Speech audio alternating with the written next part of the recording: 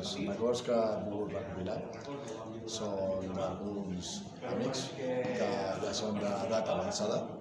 els quals m'han dit que el que recorden i tenen present és, per una banda, el trencament de les famílies, donat que depèn d'on vivies o el bàndol que hi havia, era el que t'agafava per lluitar a la seva banda, i es donava el fet que hi havia germans, cosins, tiets, pares i fills que estaven a diferents bàndols. També tenen un record de la gana que van passar, perquè ràpidament hi